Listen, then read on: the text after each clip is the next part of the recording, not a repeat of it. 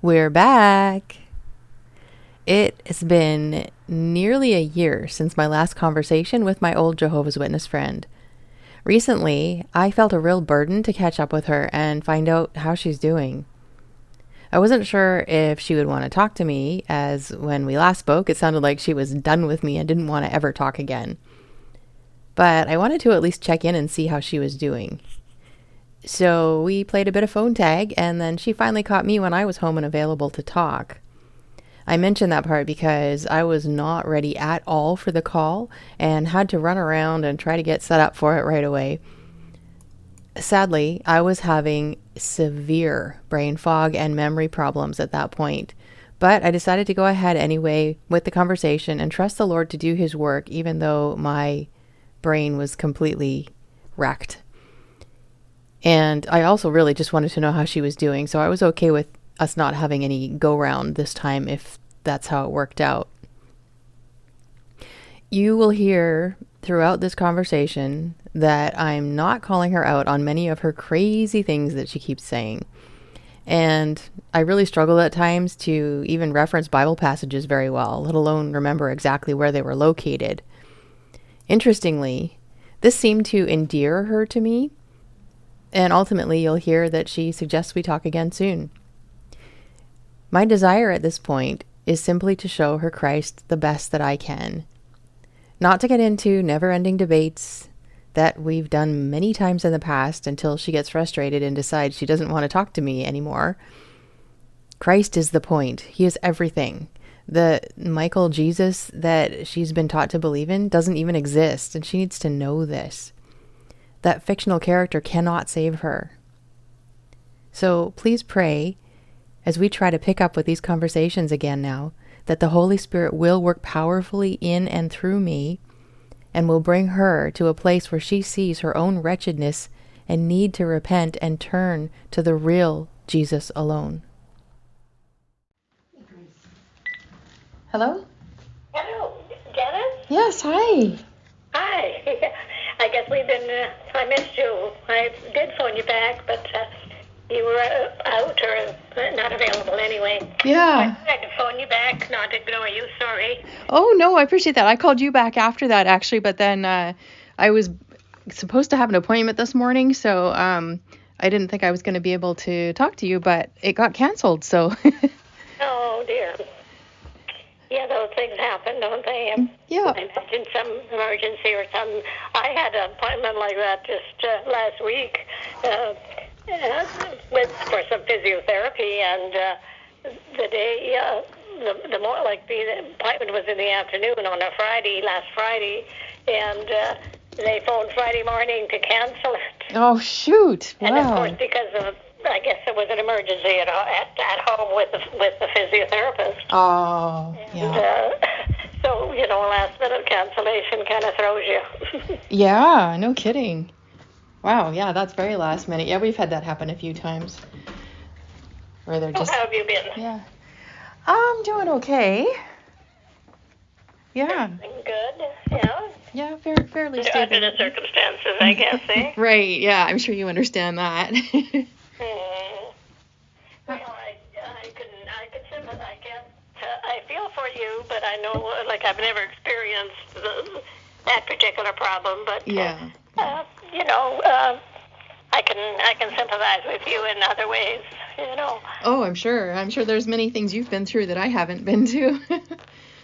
We're survivors, I guess, eh? Yeah, that's right. That's a good thing, yeah. And how have you been?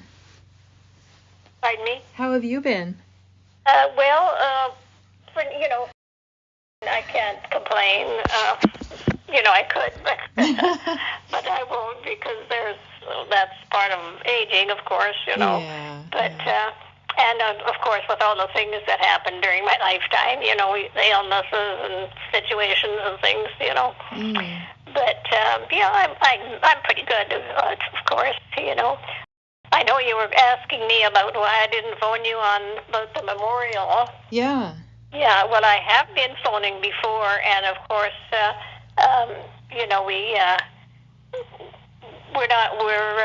we end up in kind of a kerfuffle, and I don't want to upset you or anger you in any way. So I thought, well, I'll just leave it, Oh, but I did think of you. That's, it's not that I haven't forgotten about you. No. Oh, I appreciate that. And I mean, let me just be really clear that I know that we get kind of our conversations get a bit spicy sometimes, but you don't upset me or anger me at all. Oh, good. Because that's not my purpose. No, I agree. And it's not mine either. We as Jehovah's Witnesses, we know that we're not in agreement with the world, and Jesus warned us about that. So and we all have free will. A couple of quick points about this. One, she basically called me the world and used the Bible to defend her reason to not talk with me. I'm not taking offense, of course, because it's what she's trained to believe without even thinking about it. 2, for JWs, free will is a god of its own to them. As we get deeper into the discussion, you'll hear that become more and more evident to what I would say quite a shocking degree. I decided to let those both go as we were just starting our conversation. I wanted to try all I could to focus on Christ. And that's what Jehovah designed us, with free will. So I respect your free will, Yeah. Yeah, no, and yeah, exactly. And I think, I mean, I'm sure you remember better than I do, that in days gone by, it used to be okay for people to have, more intense conversations and really get into things, right? Like not be mean or disrespectful, but, to really have like serious conversations. I find these days, most people tend to just like, if you try to get into anything that's beyond very top surface level, then they're like, oh no, I can't talk about that, or I don't want to deal with that right now, or if you don't agree with me, I don't want to talk to you, or you know what I mean? I see what you mean, but we are certainly living in a polarized world, and actually, the Secretary General of the United Nations, like. We don't, like, we as witnesses don't take part in governments. We don't vote because we've already voted for the kingdom government. But we all follow the world conditions because the Bible predicts the time of the end, what would happen in world conditions, and over the years I've seen this culmination of what the Secretary General said this year, that we live in a polarized, chaotic world. And the year before that, when he spoke to the General Assembly, he called the world a world in peril. And the year before that, he called the world as a world in turmoil. Mm-hmm. So when you take all three and put them together, that means it's going downhill in a hurry, and it's very evident, Yeah, there's definitely a lot of very serious things going on. That's true. Yeah. So is the Watchtower now not so against the United Nations anymore since they joined them for that 10-year period? The Jehovah's Witnesses didn't join the United Nations. Oh yeah, no, they did for through the 90s. No. Yeah, you can look it up. Yeah, they and you can look it up on the United Nations. They got so many people asking them about it. We've appealed to the United Nations because of countries, but that's not that we joined the United Nations. Yeah, it's called the United Nations has a Security Council that deals with human resources. That and that's the court in The Hague is part of the United Nations, and that's the final judgment on world conditions. from each country's point of view, Yeah, I was just talking we about we did not join the United Nations, no. Oh, and so would you have a problem if they did? Because that's what the United Nations says that they did. They've got documentation showing that they did for 10 years. No, they don't have any documentation. That may be a report, but there's lots of inaccuracies in reporting too. It's on the United Nations website. It actually they had joined, and as it's called a non-governmental organization that joins with the UN, and then so basically they just agree that they will only say like nice things about the UN, which of course the Watchtower never has, and I agree with them on that. They shouldn't speak good things about them. But you're reading that into what you read. No, I'm reading it on the United Nations website. Yeah, we did not join the United Nations, my dear. And I guess if you saw that proof... We use, like any other country, every other free world individual can go through the court systems, and then as a society, which is a registered society, which Jehovah's Witnesses are, we're the Watchtower Bible and Tract Society, and we can go to make a report to The Hague. We can petition The Hague, the court in Hague, which is part of the UN, is the establishment of the UN, to pursue this case. Like now we've been banned in Russia, and we appeal to the United Nations at The Hague because Russia has banned us and called us a terrorist organization. And Eritrea has done that, and several other countries have done that in Europe. It's sad how dead set against learning about the Watchtower's connection with the UN she is, isn't it? But I can't really blame her. I mean, news like that would have to be pretty difficult to handle after all the time and work she has put into showing her undying loyalty to the Watchtower for so many years. Of course, she had to bring up Russia, as if that's an example of persecution. It isn't, of course. The actual reason for the label is because of how they flooded the mail system with their literature in certain areas there, basically making it unworkable for people to get their checks and other important papers. Nothing to do with them using the name Jehovah or anything like that. If any other group had done that to the mail system there, they would have also been labeled terrorists. She also kept talking about the Hague. Is this a normal thing for JWs to do? Honestly, I had an idea what it was, but I had to look it up a bit more because it's not something that has ever come up in any conversation I've had with anyone that I can remember.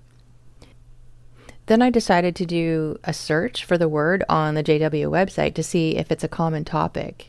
And it looks like it actually is. Or at least it has been in a lot of their older literature, all of which I'm sure she has read. So I wonder if younger JWs don't really talk about that because it's not mentioned as much anymore in the publications. And they seem to get all of their info about everything in the world only from the official JW publications, whether in print, articles, or their videos. You can tell from this conversation that it's highly unlikely my friend will ever look up info on the UN website about the Watchtower's connection with them. I did say 10 years here, but it was just under 10 years that they were an NGO, technically. Close enough. Anyway, my impression is that since she didn't like my mentioning Watchtower joining as an NGO, she decided to deflect to everything she remembers from them writing or talking about regarding the Hague so that she can focus on that instead and not actually hear what I was saying.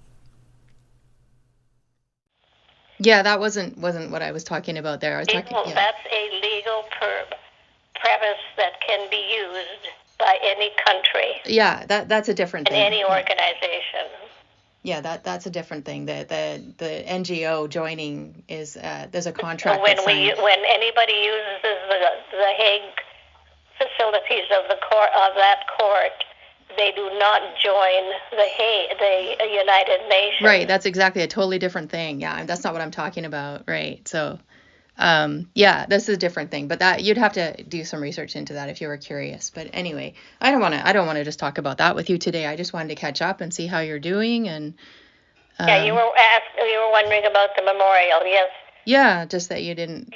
Yeah, the memorial was on Passover Day, which was on April the 12th. Mm-hmm. And yeah, we had all our halls that were available we used up for that evening, commemoration. Mm-hmm. Mm-hmm. And we had a very good crowd. Like we've been, we consider ourselves witnesses as if we're active preaching and teaching, because that's the commission Jesus gave us before he ascended to heaven. So that's the count that we use as who are Jehovah's Witnesses. So the count now apparently is over 9 million. Okay, I have to stop right here. 9 million? I really question that. I know they're growing in Africa and maybe South America, but they're also declining massively in the Western world. And that's not even counting the massive number of PMOs who still show up to Kingdom Halls at least from time to time and maybe submit a report or two saying that they went witnessing, even if they did or not, who knows. So they would also be counted in that number. And I know there are a lot of them, tens of thousands, if not hundreds of thousands at least. So I did a little more snooping around, of course, and that number is published on their website as just over 9 million. But other sites do say differently, so I guess it depends on how you count them. Either way, it's not a huge number compared to, say, the Mormons or the Muslims or quite a few other groups. I only mention it because it's such a point of pride for them, as if that number somehow proves they're the only true religion or something. Yet, it's really a very small number. And if number is a real factor, even that is very relative, right? If it's that they're the truth because they're so huge and growing, that's easily put in perspective by looking at the other much larger groups. And if they want to switch to saying that it's because they're so small, there are a lot of other smaller groups that you could compare them to as well. So it doesn't really fit there either, does it? Numbers really don't matter.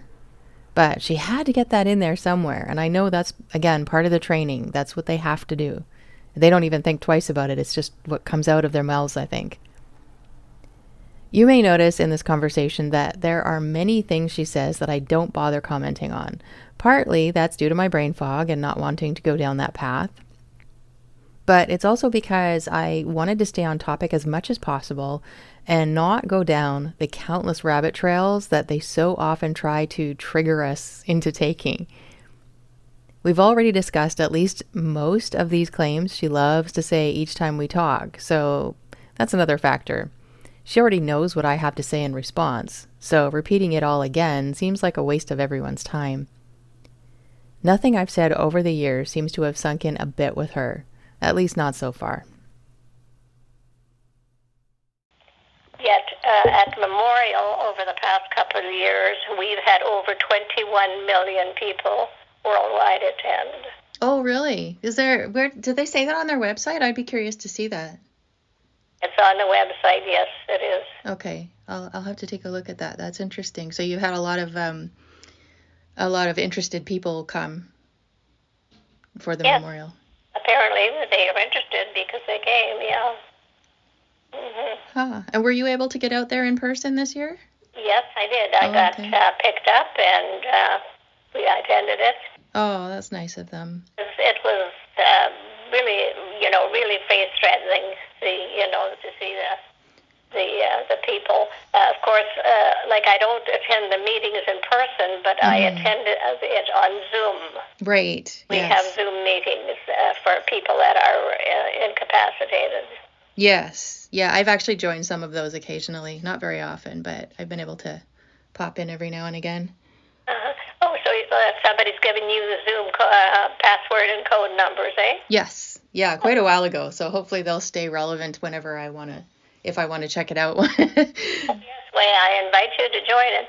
If you're joining, like each congregation has a different number because Yes. it identifies their congregation. Right. Yeah. Yeah. So, if you log on to our congregation and get on Zoom, we can have a conversation. Yeah. Yeah. I just do it on my computer, so I don't have like a microphone or a camera or anything.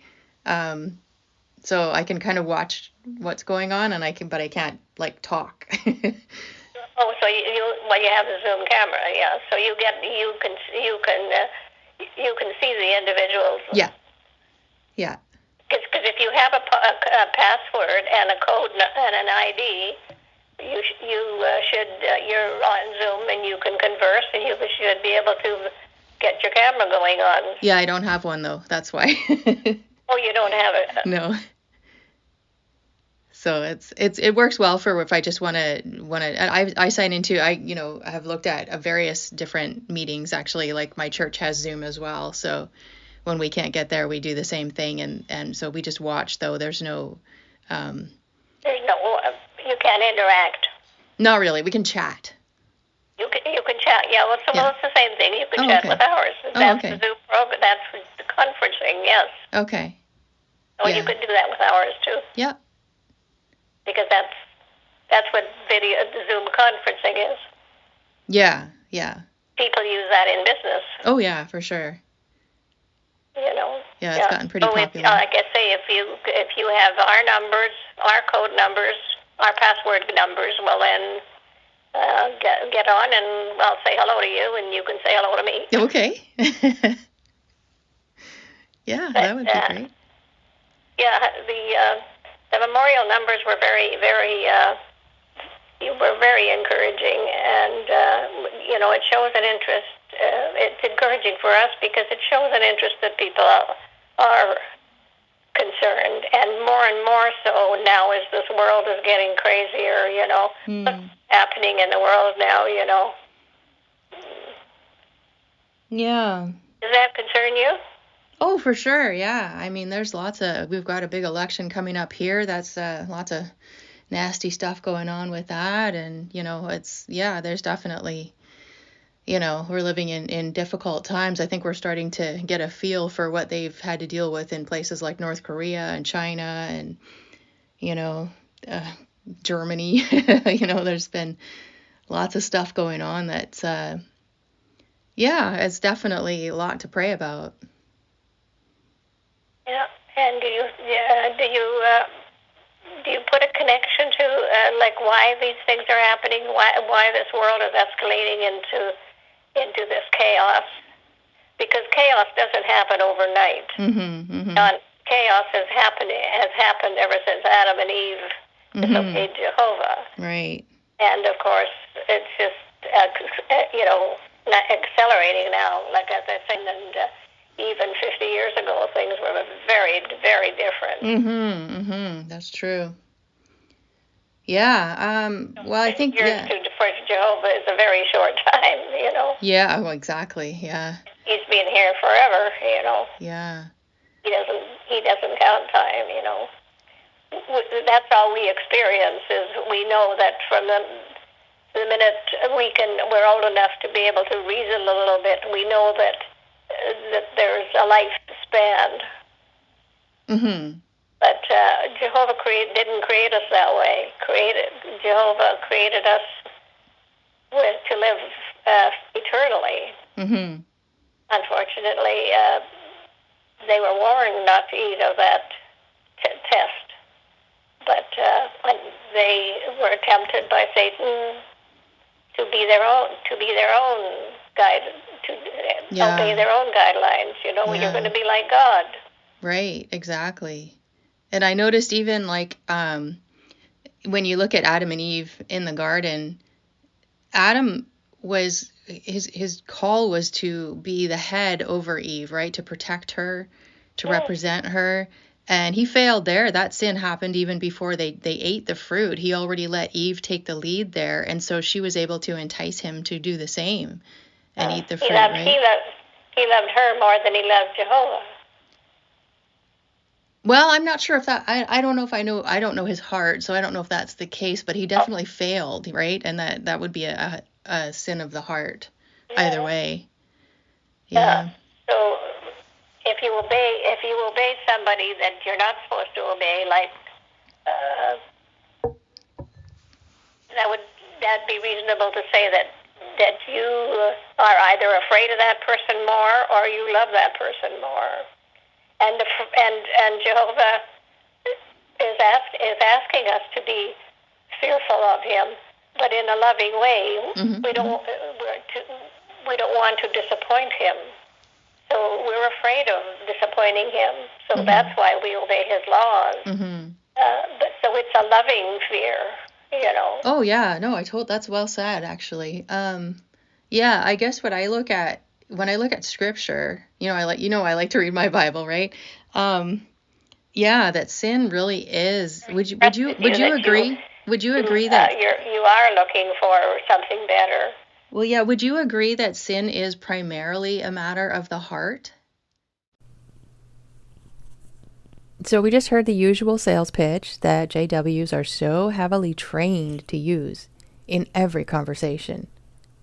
She has done this many times with me before, as you've heard if you followed this series. It's always about weaving that web about how the world is getting worse and worse, and that's the bad news. And it's all Adam's fault, so we can blame him instead of taking any responsibility for our own sins. Then they want to come in with their good news about paradise earth and how we're all going there no matter what one day. Though that has changed over the years with the softening up of their message and not really focusing on Armageddon anymore.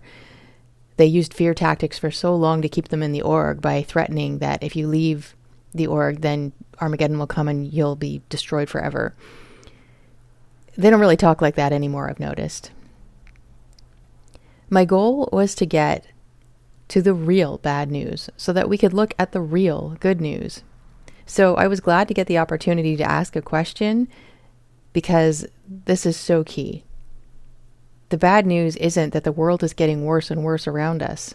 I mean, you could debate that it is, that's fine, but it's not the point. It's that we're wicked sinners individually, each of us, fully deserving of the wrath of God and needing a perfect Savior to save and forgive and regenerate us. Not to make it possible if I do enough good works, but to actually save and transform us. We'll pick up right here with her response to that question next time.